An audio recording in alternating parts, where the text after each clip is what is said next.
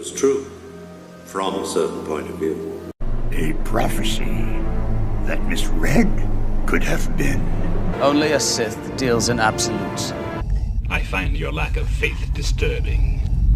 Unlearn what you have learned. Hey there, my fellow Jedi and Padawan friends. This is Jason from Star Wars and Philosophy, and welcome back. Today, I wanted to follow up on this Lor San Tekka and Rey connection theory and kind of the whole plot of 7 through 9 seeming to follow 4 through 6. And so I wanted to jump into that, but first, help support this channel financially and help us grow. You can click the subscribe button, click the bell, and you're going to get notifications.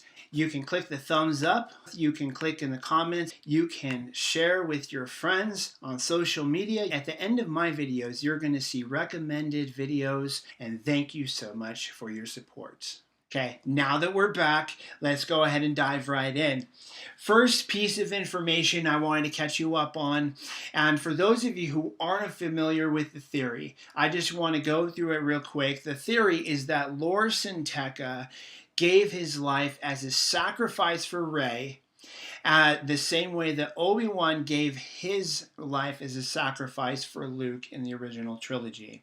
And then we've been drawing other parallels between the two as we go. And so the first piece of information I gathered this week as I was reading Guardian of the Whills is that one of my favorite characters, as you all know, Chirrut, was not a Force sensitive. Now think about that. You think about all the amazing things that he did in Rogue One. He is absolutely amazing character, and a part of me wondered, why didn't he have a lightsaber? Why wasn't he a Jedi?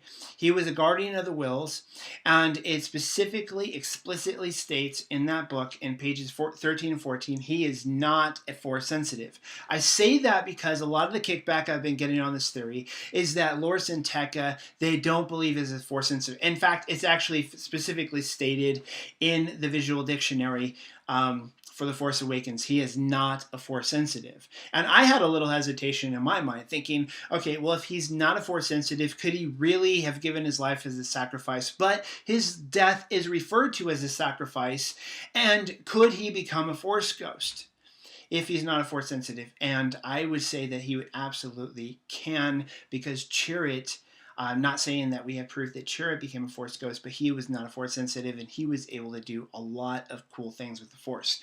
Second piece of information is the series of 3 deaths.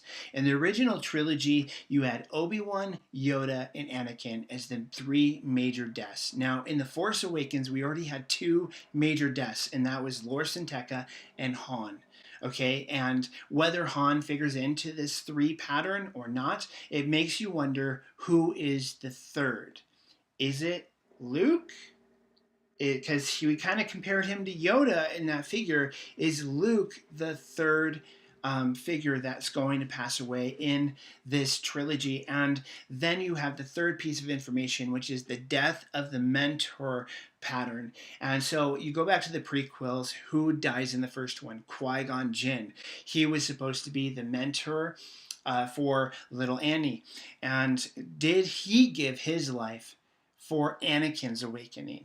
That's a question that I'm just asking. It was never specifically stated. It was never implied. But I'm just wondering if they're drawing a parallel and a pattern here between all of these, and explains for Rey's awakening and why she was able to do all the things she was in The Force Awakens.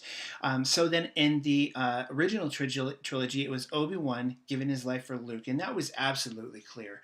And so then in this one, I'm proposing Lor San Tekka and Han Solo both died.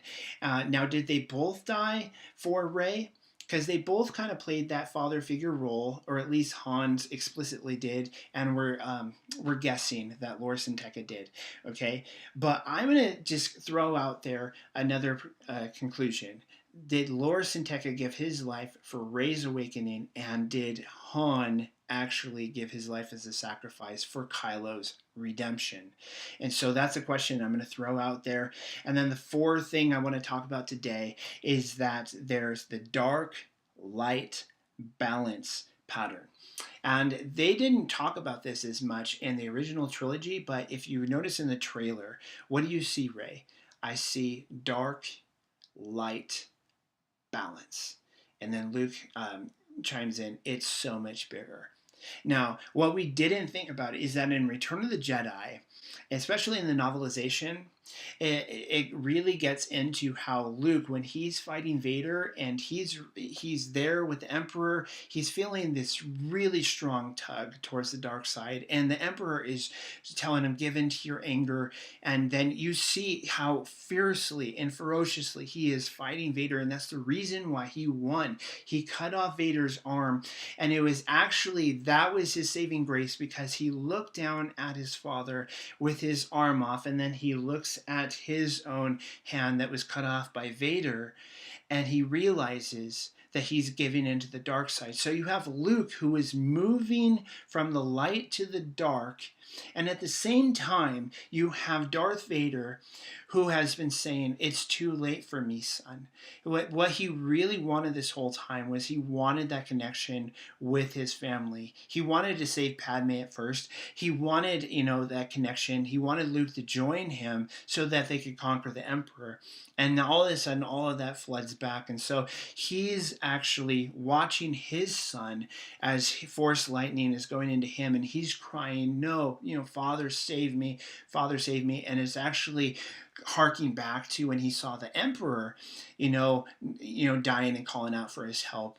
And that he cries out, no, at least in the remake. And then he throws the Emperor down the shaft. And so you have Luke moving towards the dark as Anakin, Darth Vader's moving back towards the light.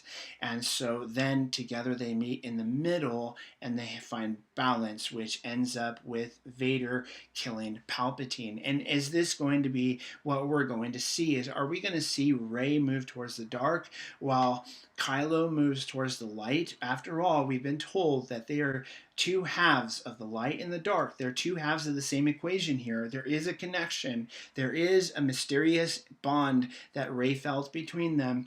Okay, and then is that, as they move towards each other, is it going to result in Kylo being redeemed and then Snoke being overturned? So I want to hear what you have to say about all of this. That's kind of a lot, but it's a lot of stuff I've come across in the last week that's really seeming to bring about this pattern and really seeming like I'm on the right track. And so I want to know what you think about it. What do you think of this new information? What do you think about the Lor San Tekka theory and Rey theory, Kylo and Rey, all of that kind of stuff? Leave your thoughts down below. And until next time, may his force be with you. Now, fulfill your destiny. I want to encourage you, if you haven't already, please like, subscribe, and share this video with others and this channel with others. It helps every time you do that. It actually helps the channel out financially, and it helps us to grow and get in front of others.